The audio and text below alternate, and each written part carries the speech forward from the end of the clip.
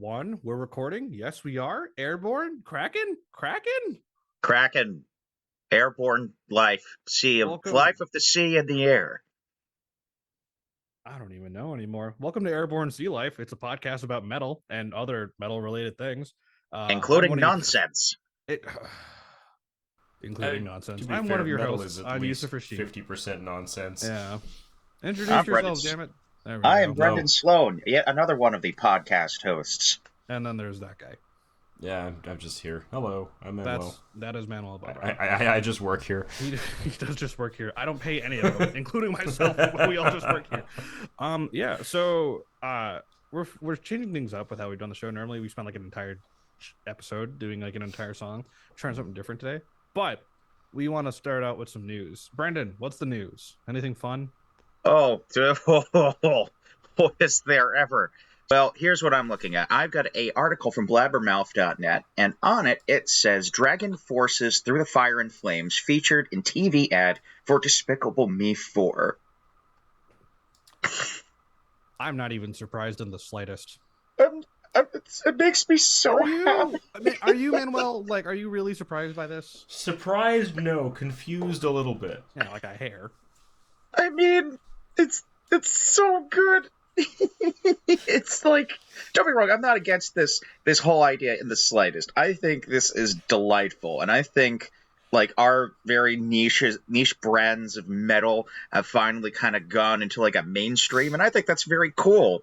But like it's in itself a slight amount of a meme, because like people love to say like nonsensical things about Dragonforce, most of them very unwarranted, and like you've got minions. Who does, let's look a little bit about like what we have here. Well, like just on the minion thing, like I remember I think it was 2 years ago now. It's a blur. COVID helps me not remember things, but one of the whichever year it was of the Super Bowl that Eminem and like Death Row Records was doing the halftime show.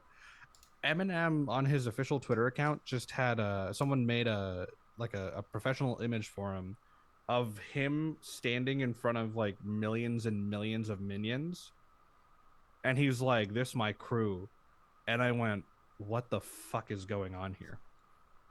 I mean, minions have kind of taken on a life of their own, which they have. I mean, they're a marketing gold mine. Like, all you need to do is go into like any children's establishment with a pickaxe, hit the wall, and like a torrent of minions are going to come out. Yep, and it's going to be that. It's going to be pretty.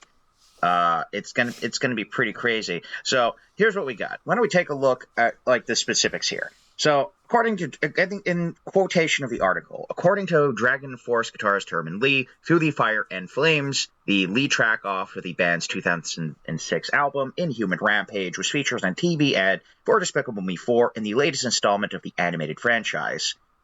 Lee shared the video to his account on X, formerly known as Twitter. But let's be real. Who's really calling it X? All right, still Twitter.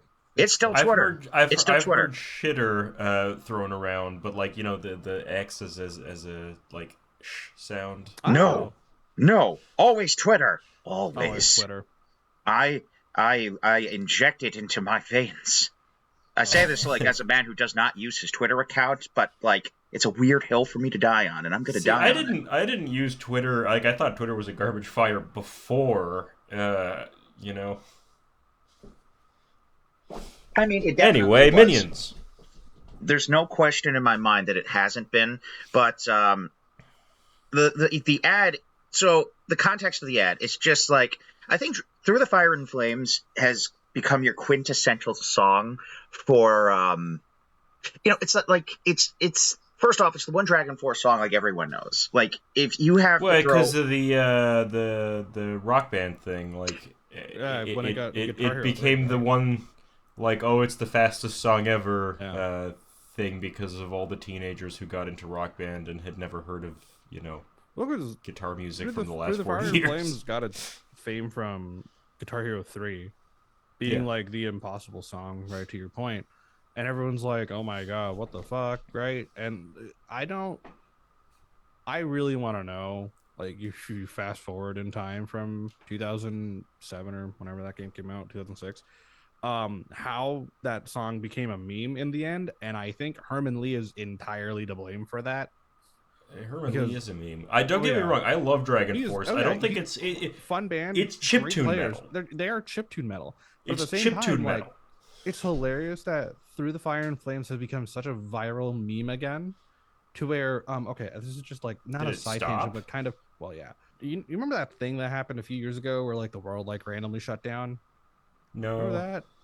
I don't. No, that never That happened. vaguely rings a bell. Yeah, you know what I mean? So everyone was on TikTok doing stuff, right?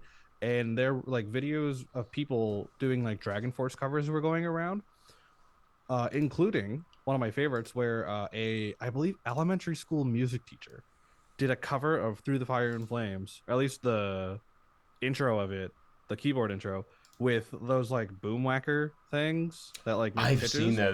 That they was actually really invited, good. and like what Herman Lee did was he found all these viral covers that were going around and invited them to their shows, and sometimes to just like hop on stage and play with them, which partly I think is cool, but at the same time I did not think in 2000 whatever when this song came on Guitar Hero 3 that it would get to this point.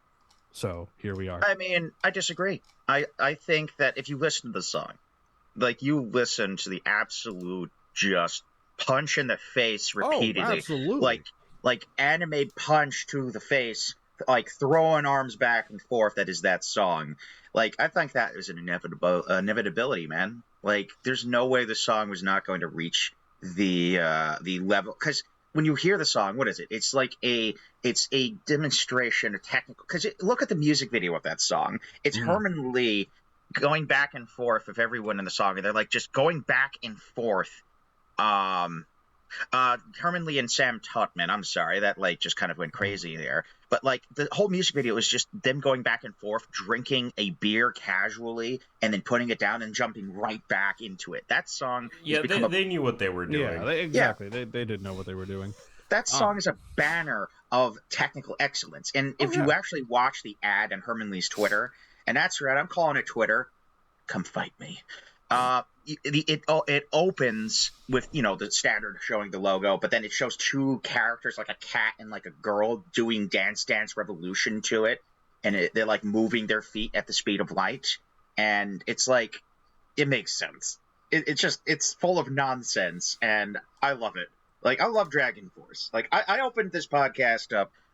There's no shit talking to Dragonforce. They are experts of their craft. They are, you know, masters of marketing, because I think they're one of the few bands in like kind of that power metal-y, chiptune genre that like they own it. They know exactly who they are. They know exactly what they're doing, and they own it. I have all the respect in the world for Herman Lee.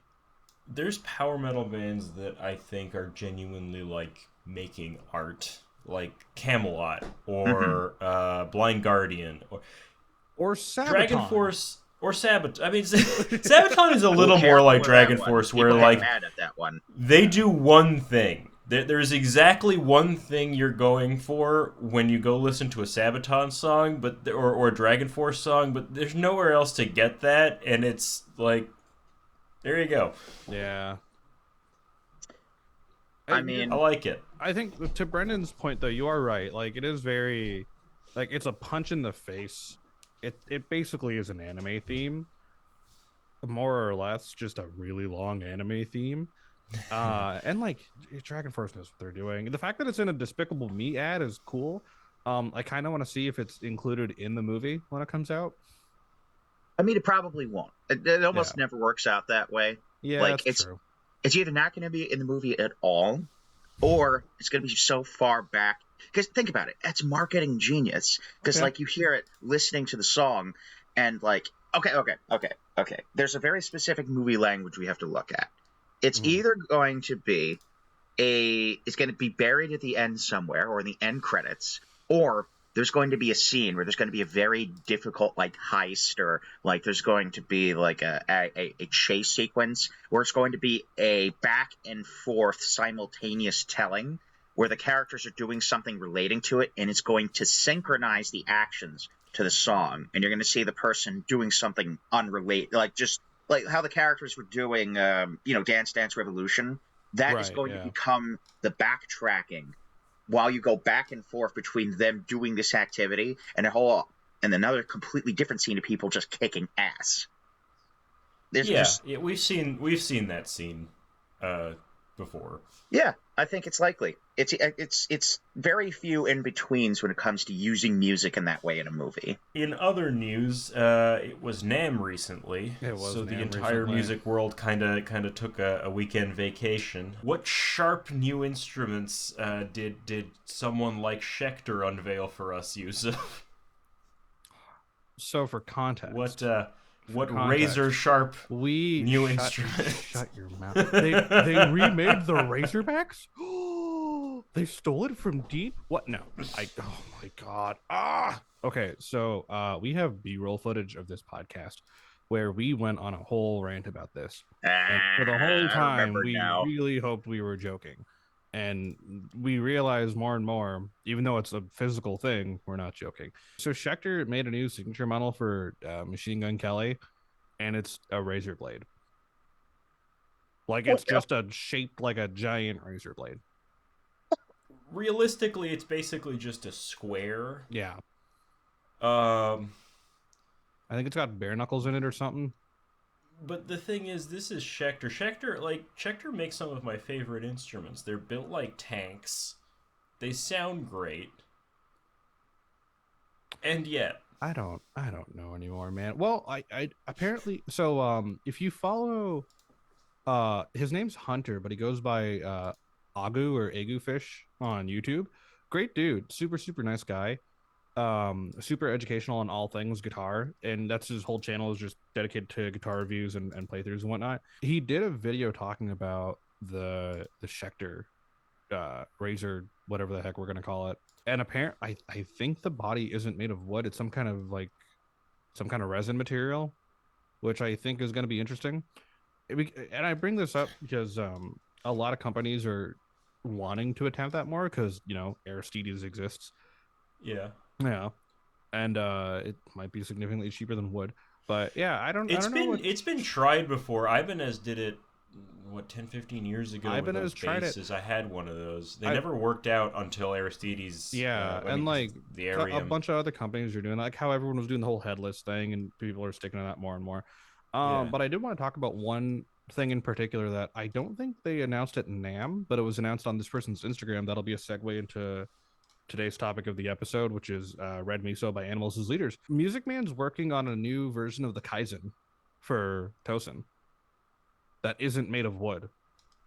Oh. Yeah. So I don't know if I could find the photo. See, that's funny because my opinion of most Music Man guitars are, this is great, but I could buy an Aristides for this price.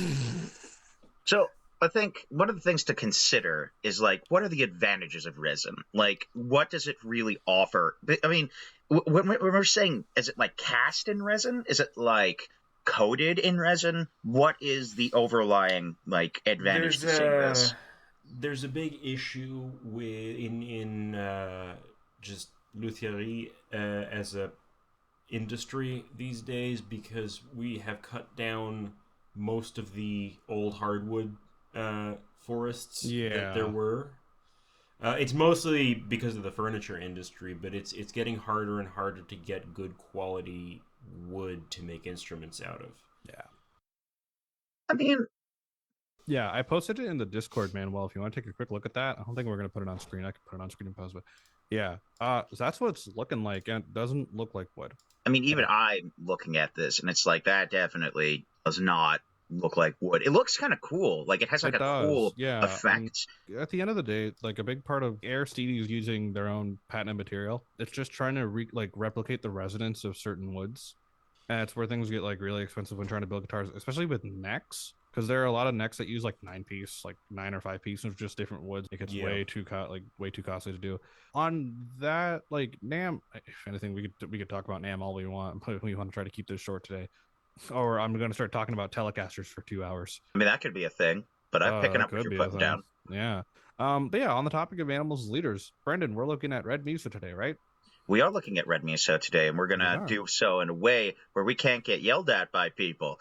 I think we're going to try this in a way where we can nerd out and focus more on the nerding out. Like, we're going to talk about it. So let's segue into it. So we have timestamps listed out. Basically, what we did was we each like picked a little section of the song we want to look at.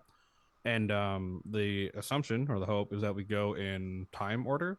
So now Brendan has the end of the tune. I've got like the middle half. Manuel, what do you got? Anywhere in particular? I was going to talk about the solo. It's about 54 seconds in. Okay, cool. Mm-hmm. Yeah, let's talk about that first then. I have a little discussion about that. Yeah, so a couple things stood out to me. First of all, like this whole song, at least for the most part, it feels like a line that goes up, right? Mm-hmm. It just keeps building and building and building and building, and then it gets to a disgusting breakdown, and then it ends. I don't like it when old, blues people are like, oh, why are you playing so fast? It's got no soul. Mm-hmm. I think that's stupid. However, I will say, it is extremely impressive to me when someone who has that technical ability plays a solo like this, where it is more about the melody and more about, it feels like Pink Floyd or yeah, like a very David Gilmour kind of. Yeah. That's mostly my reference point for this kind of solo. I would also quickly just argue that, like, given the nature of how quickly they're playing and the exact flavor of how they're playing it so quickly that they're not. It's taking on a completely abstractive shape of a soul. It creates its own soul by the very virtue of how it plays. It's just not in a shape that a blues guy would understand. Ooh. Well, yeah, a lot of fast playing, like there are emotions you can't get to unless you're playing obscenely fast. I always believe firmly that it's not really about the technique or about the speed at which you're playing, but about how you're using all of that. Right. If someone's just like, sweep picking arpeggios like a typewriter for 5 minutes, it gets boring, but sometimes it doesn't. Sometimes that's exactly what the song was asking for. Super cool thing about this solo, the way the delay is set up. I don't know if you all noticed this, where the delay is actually mixed fairly loud. So there's an echo of every single line he's playing, and he's actually using that as a compositional tool, which is kind of cool to me because also for a lot of the song there is this delay that's creating this like repeated that kind of thing. Right. I don't think that was intentional, but I think these kinds of connections appear as people get very skilled at composition. But it's almost creating like a call and response idea, where he plays a line and then the echo speaks it back to him, and then he plays the next one and the echo speaks it back to him. There's so many little tricks that they do in their production and that Tosin always like messes around with that I think I appreciate more with every Animals as Leaders record. There's some things that are intentional that you're like, oh my god, and there's some things that maybe weren't, but you're like, it's kind of cool. And on the topic of the solo too. Oh man, not my day-to-day. Don't die on me. Yeah, I know, right? I can't be doing that, no, can I?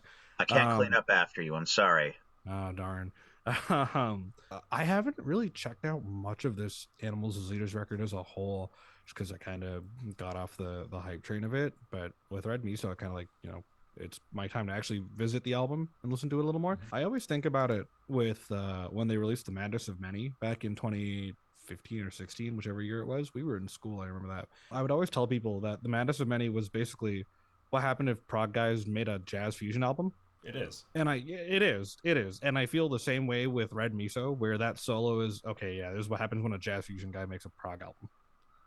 Yeah. Yeah.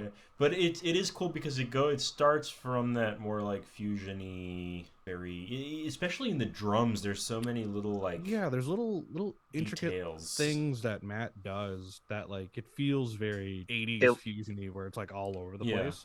It's like and audio it feels like illusions. it's kind of floating. Yeah. Yeah. But then it gets heavier and heavier and heavier, and then gent breakdown. Yeah, and that's more or less where I'm covering is the gent D breakdown part, and the I think like 20 or 30 seconds that are prior to it, the 2:20 mark of the song specifically, just for timestamp reasons. It's that whole like it's like that small little bit of groove, and then the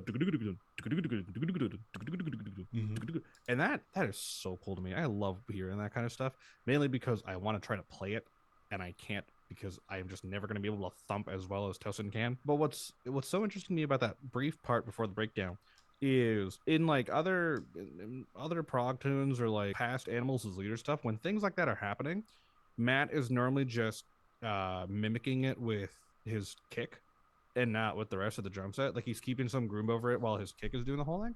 But no, it's the whole band is going,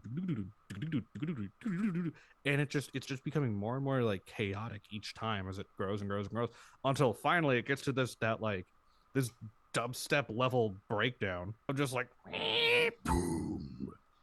Yeah, and it hits you and you're like, holy fuck. Very wubby, a little wubby, a little wubby for wubby. Sure. Yeah, which I mean, it's cool because it comes to an abrupt stop and then just a boom, right?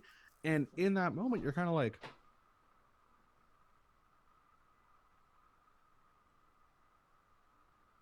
oh, seriously. Like I listening to it, I was like, what the hell happened there?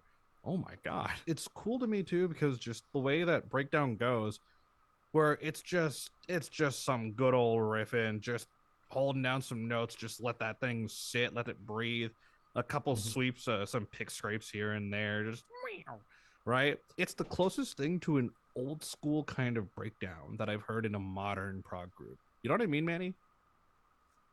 Kinda. I see what he's saying. Yeah, I guess gent bands haven't been doing those like just big nasty breakdowns lately. I feel like, especially with like Periphery is another good example. Their breakdowns are great, but their breakdowns are too busy sometimes. Well, they're more frantic. They took more. That's true. They are more frantic. If we're really gonna go back to the source of all this stuff, it's Sixth, and I think Periphery took up that mantle more than the other ones. Yeah, nothing gets me going more than just a good breakdown where nothing's going on. There's just a drummer rocking a halftime groove, and like there's only a little bit of intricacies and embellishments in between everything. But because it's Animals as Leaders and they can do whatever the hell they want, it starts to build up and it just gets to this wild groove that finally kicks back in. Also, can we just talk about how hilarious the video is? Oh, I'm definitely going to on my turn. Okay, great. Because I love in that moment in the video where the breakdown hits and it's just a piece of the planet they're on is just rising and you're like, oh my god, aliens are coming. Oh no, I'm gonna get already here. It's weird. I was trying to listen to the song a lot yesterday just to pick out where exactly I would talk about. And the problem with Animals is a lot of it sounds the same, which I do love. But at the same time, I'm like, oh, this sounds interesting. And then when that breakdown hits, you're like, ooh, awesome. And then it keeps going and going. Brendan, you're up. Okay, so I think, given the way I looked at this, like my whole thing with this song is that, or any song we really kind of go with, is I always try to understand like the overall build of the song, like visually and like just narratively, because any music I listen to ever is just, there's always like something that builds in my head. But I think the music video did a better job of capturing for me the overall story, because like it's exactly, I'm glad you said like aliens, because like for me the whole of just to interweave everything into it, because like for me this music video was just the story of like these alien entities going to a planet and seeding it with life, because it bookended the beginning of the song with the end of the song. Like it was the same exact shroudy entities going through everything. And I think that, first off, can we just talk about like the idea of how time consuming it must have been to pick every peak and valley of the song and create a visual effect that echoed that exact peak and valley for the entire video? That must be the visual engineering into this is staggering. I feel like that's been a common thread in what we've been doing with the podcast so far, especially with like the very interesting videos we've been seeing through, the Tesseract video for War of Being, the Earthside video. If you want to talk about getting the peaks and valleys of all that down, like whoa. Even when we were looking at Invent Animate last week, getting the direction of the videos and getting all those peaks and valleys of these moments of the song, it's so interesting. And for stuff like this, like the video for Red Miso, really, really cool. Like I applaud any VFX artists or any of those guys that handle all that stuff. That shit's nuts. Exactly. Like Because because I've been wondering, I think my role in all of this is like I'm the intermediary point between like guys who just don't do any of the music to guys who are like, haha, we have all the music, we have the music power, and for me, I think just the way the music video like wrapped up, like the way that they incorporated. By the time I got to my portion of the song that I wanted to talk about, it was almost like it was almost like a completely different song because it went from the way the song was structured to the being that they were, seeding a planet, exploring a planet. And then the idea for me was that they orchestrated the music in such a way where like just watching, it's just indescribable. Like I know people use the term Lovecraft and describe like a monster, which it kind of was. But it's this surrealistic thing where the only being that was kind of not like distorting and like kind of flickering around reality was this large space monstrosity. It's just when I found this track, man, I was just really excited to talk about it. It's just my brain wants to talk about so many elements of it at the same time. You just don't really know like where to hook into it. You know what I mean? Yeah, I get you. If I can kind of loop this back around to music, because you just remind me about kind of my favorite thing about this song is there's this really cool, almost video gamey synth sound.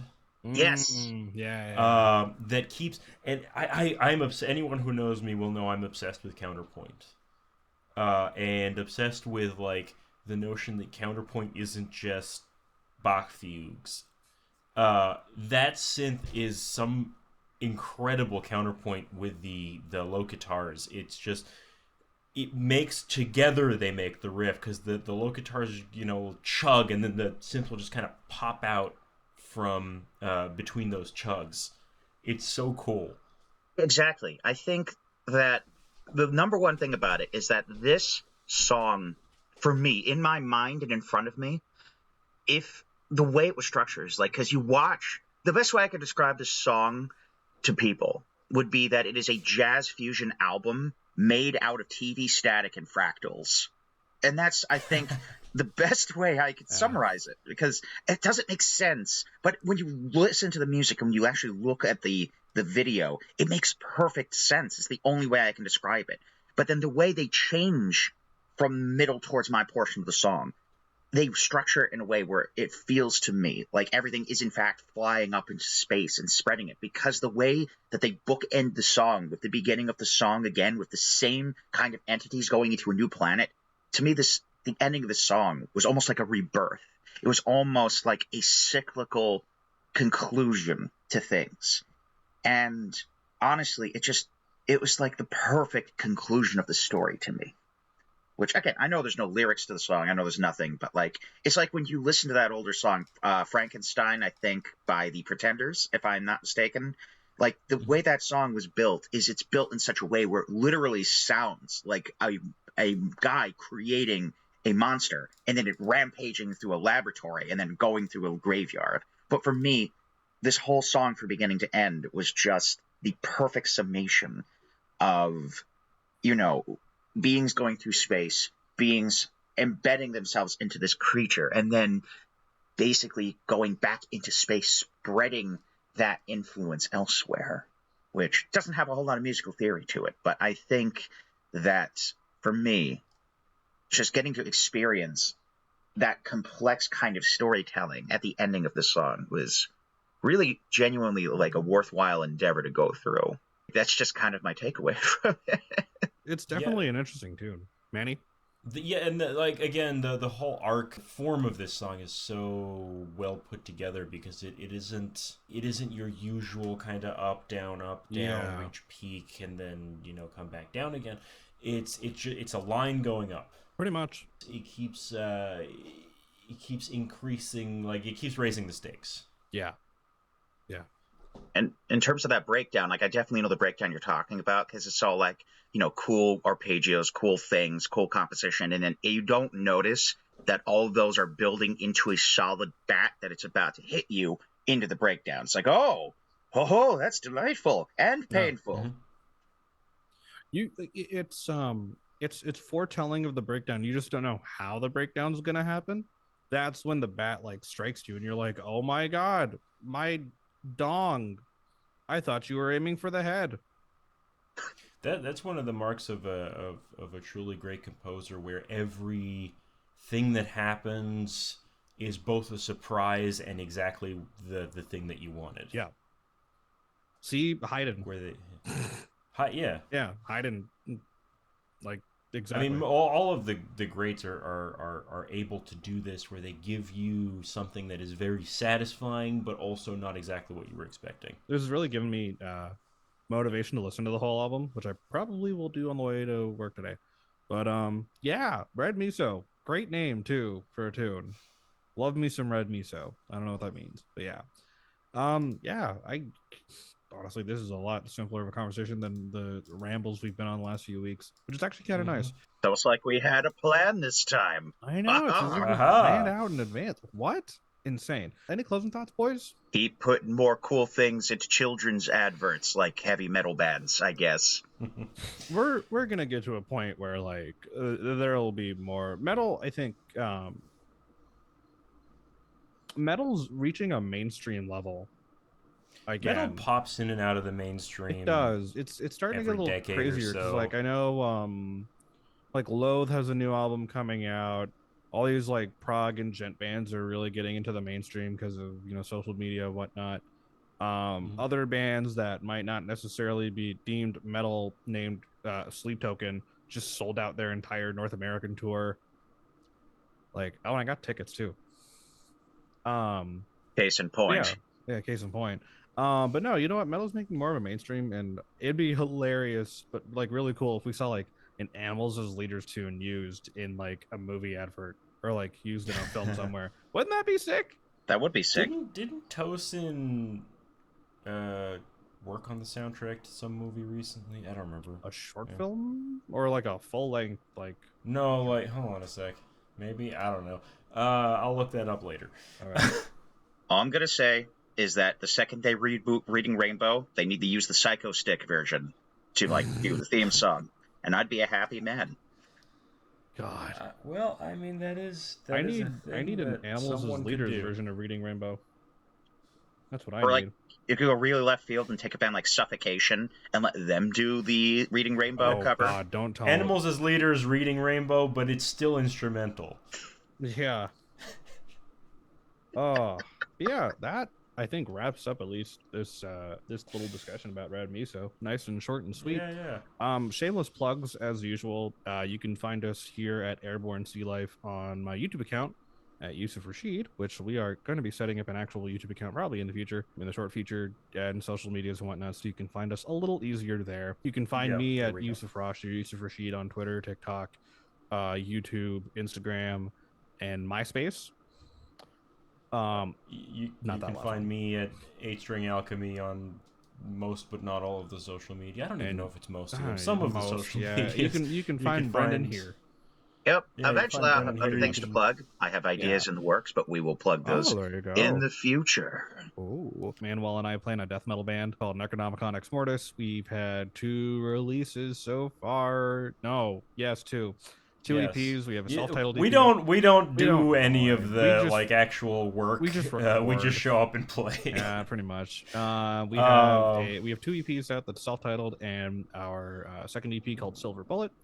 We have a full-length album on the way sometime this year, and we're going into the studio soon for another EP. We're busy. We're busy. And then you can find my music under my name, Manuel Barbara. Yeah, this has been another riveting episode of Airborne Sealife. Once again, I am your host, Yusuf Rashid. I'm Brendan Sloan. I'm Manuel. And we will see you soon. Goodbye.